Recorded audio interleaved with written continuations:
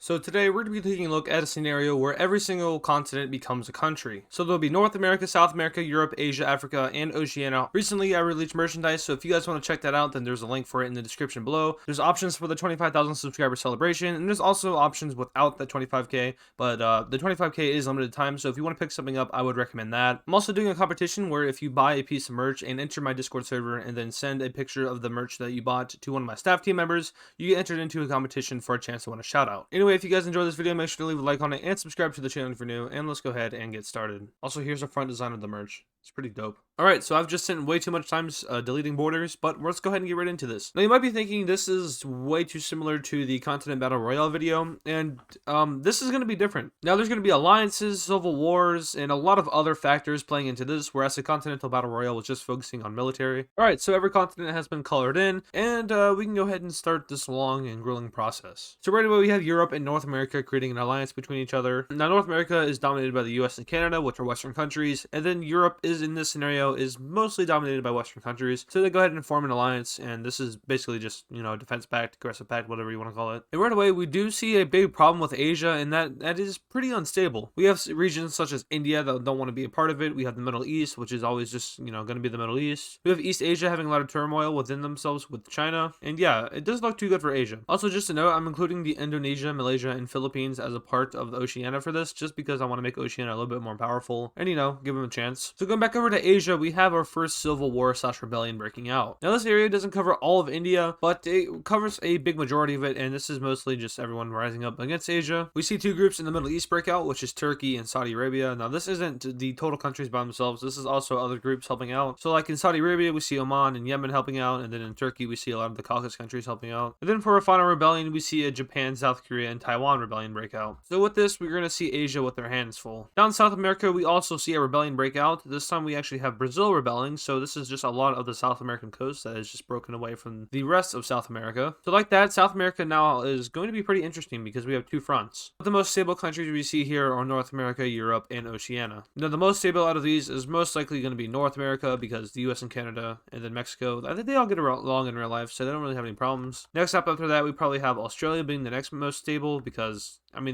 they don't really do anything. And then Europe is probably, I guess, the least stable out of the most stable because of the Balkans, and then Russia being a part of this. And honestly, Africa is kind of, it's probably more, well, I don't want to say it's more stable than Asia. Let's divide up Africa. So in Africa, we have the Egyptian Rebellion, we have the South African Rebellion, the Ethiopian Rebellion, and the Nigerian Rebellion. So with this, the world is already being thrown into turmoil. We have a lot of continents being broken apart by rebellions, so let's go ahead and take a look at some of those wars. Over in the Middle East, we see the Arabian and Turkish rebels meet up in Iraq. From there, they start to pursue Iran, but are eventually slowed down by the main Asian forces. Over in India, we have them pushing up and taking over parts of Pakistan and also going north for their northern lands. From here, they start to push into Bangladesh. Over in East Asia, we have the Japanese rebellion pushing up into North Korea and eventually meeting the border of China. In South America, we see the Brazilian rebellion pushing across the South American coast and also starting a small push into the Amazon to secure resources. In Africa, we have the Egyptians pushing down the Nile and the Ethiopians taking over Eritrea. From here, they take over Somaliland and then take over the rest of Somalia. South Africa pushes up into Namibia and Nigeria pushes across the coast. So at first, we're going to see a lot of these rebellions doing pretty well because the armies are disorganized and not ready to fight a rebellion. Especially Asia,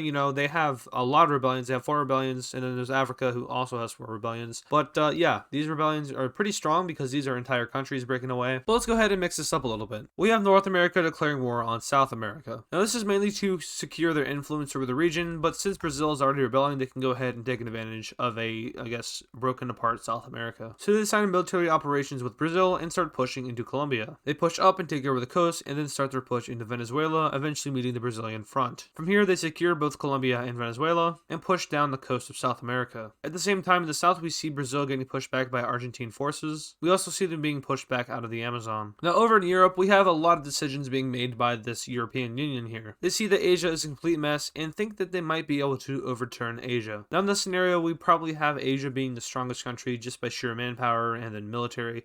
China has a really strong military, India, Iran, and then, Russia. Now, talking about Russia here, their main forces are over here in this part. So I guess the stronger part of Russia is the European part, and then this is just like the other half of Russia.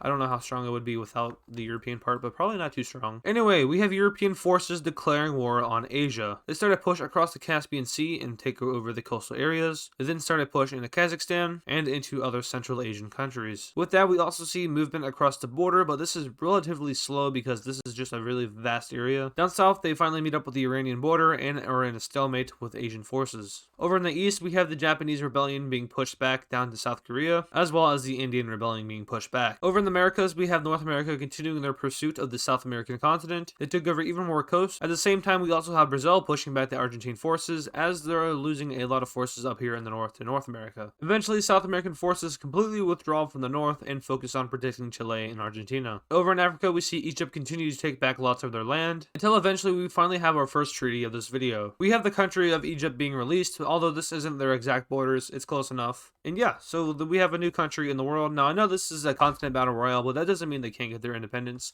So yeah, we have all the continents and then just Egypt. With this, we have a lot of the North African countries rearranging their forces to focus on Ethiopia and Nigeria. Speaking of which, we have Ethiopia continuing to do well in pushing down the African coast, as well as Nigeria continuing to expand. Over in Asia, we have the stalemate between Turkey and the Asia being broken as Turkish forces start pushing through. We also see European forces pushing through and down into Iran. From here, they capture more of Central Asia, and the broader front line is being pushed east. Now, another big event of this video is we have North America and Europe expanding their pact, and we have Oceania joining it. So now North America, Europe, and Oceania are all in a alliance together, and Oceania joins the war against Asia. Now, since Asia wasn't really expecting this, we have oceanic forces landing in Malaysia and pushing up the peninsula. From here, they get to the Gulf of Thailand and then just kind of wait. Down in South Africa, we have South Africa continuing to push up into Northern Africa, or I guess I should say Central Africa. These guys are doing very well for themselves, and I think it would probably be best if Africa were to just allow them to leave. So just like that, we have another big nation being released, and this is South Africa this time. They aren't really allowed to get their exact borders, so they need to negotiate with this.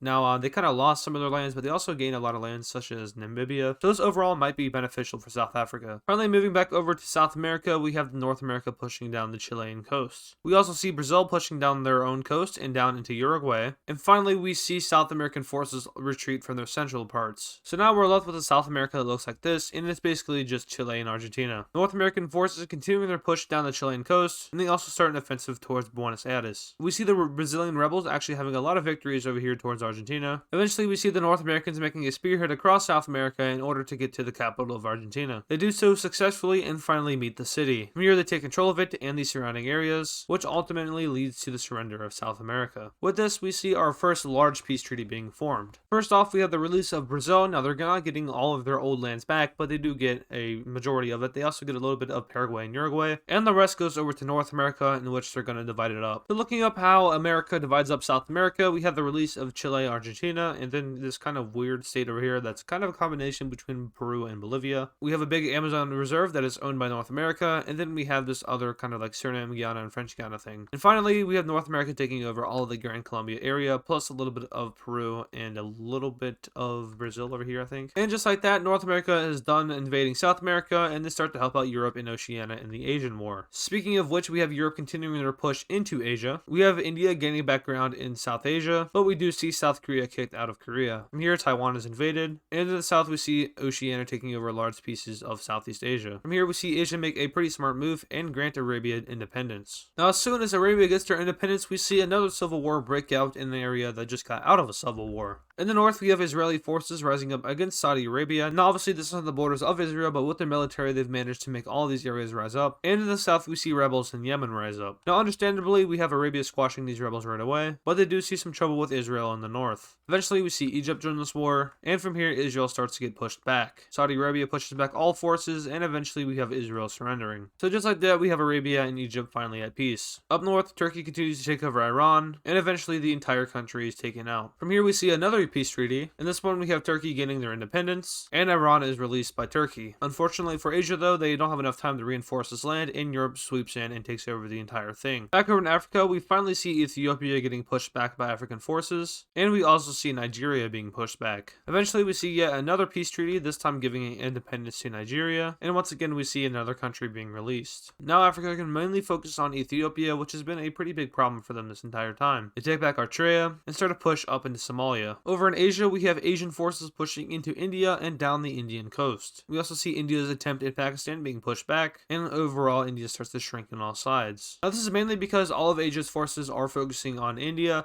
but they will also have some down here in Oceania, so we see Oceania starting to be pushed back. The Vietnamese coast is captured, and we have oceanic forces being cut off and trapped in Cambodia. We have Europe continuing their mass push into Asia, this time taking out a large portion of Russia. From here they set up as a defensive line and start to focus in on this area of Asia. They push into the rest of Iran and start their invasion of Pakistan. They meet up with Indian forces, and from here start to supply the rebellion. We then have India pushing back Asia and into Bangladesh, and eventually they start their push into Myanmar. This causes for the reorganization of Asian troops over here, which allows Oceania to reconnect itself, and they push back forces until they eventually meet up with the Indian rebellion. So now in one united front, we have Asia in kind of a pickle here. Oceania takes back Vietnam and pushes up to the border of China. We also see India expanding out into Southeast Asian territory, and Europe cross over into northwestern China. Finally, after much hesitation, we have Asia signing peace with all of their enemies. So taking a look at this peace treaty here, we see a lot has been lost by Asia. We see Turkey and Arabia, which were already obviously released. We see Europe taking over a large chunk of Russia and also puppeting about 5 countries. Now, of course, we have Europe being Europe here. They don't draw straight lines where straight lines should be necessary, and then they draw straight lines where straight lines should not be allowed. They made an attempt at dividing Iran, right, but that didn't go too well, and then they just kind of did this weird straight line thing with Pakistan, and I don't even know what this would be, Turkmenistan? So yeah, Europe being Europe, drawing lines that don't make sense. But other than that, we have the release of India and a coast of Myanmar that goes over to them. But other than that, we have the release of India, now they get Bangladesh and a little bit of Myanmar. We have Oceania taking over all of Southeast Asia, and we have Japan and Korea getting independence. Now we only have one rebellion left in the world, and that is the Ethiopian rebellion. African forces start to push in and surround the Ethiopian rebels. They push up the Somali coast and take over all of Somaliland and Somalia. From here they squeeze in, and eventually the Ethiopian rebels surrender. And yeah, we have our first rebellion being put down in this video. And just like that, the world is somewhat in a stable situation. I'm not really sure about what's going on over here. This probably isn't too stable. But we have one continent being wiped out, which was South America. Of course, Western powers being Western powers, they would probably go after Africa next. I could probably see a war between Oceania and Asia breaking out, which would kind of lead North America and Europe to join, so we'd have a second Asian war. And yeah, this world is finally at peace. So in the comments, I want you guys to tell me which of these countries you think is the strongest. I'm probably going to go with Europe on this one, actually. Asia has been reduced, they've lost a lot of stuff, but Europe has kind of gained from this. We also have North America, which is probably the second strongest. They'd probably be close with Europe in terms of power. Then obviously we'd have Asia in third, and then probably Africa in fourth, or maybe Oceania. I don't know. I want you guys to rank all of these continents in the comments. Now obviously South America doesn't exist, so don't rank them. You guys can also rank countries, so like India, Turkey, and Japan. You guys can rank those as well, but I would kind of like to see a list and just kind of see what you guys' opinions are. But I'm definitely going to go with Europe or North America as number 1. This is the 4th upload of Daily Upload Week, and I really hope you guys are enjoying. Like I said in the beginning, for 25K, I release merchandise, so I'm wearing it right now. Like I said in the beginning. This shirt's pretty nice. I didn't really show off the products, but I don't want to waste much time in the beginning. But now it's towards the end of the video, I can kind of just do whatever I want. So the sticker's pretty cool. This was the first item that I got in the mail, and I was actually kind of surprised. I thought it would be like a cheap sticker, but it's pretty nice. Here's a better look at the design. AdizzPro, 25,000. Like I said, there's also a design without the 25,000, but this right here, this is limited time. So if I were you, I would pick this up because it will never be sold ever again. Here's the design on the hoodie. The print quality is actually pretty high quality, so if you want to check this stuff out for yourself and order something, you can go to AdizzPromerch.com. There should be a link for it in the description. Pinned comment as well, probably. Actually, no, not pinned comment. But I think the merch shelf should be down there, so you can go through there and do it through YouTube. But yeah, I was super excited to release this merch because I could say that I have merch now. I'm a YouTuber with merch.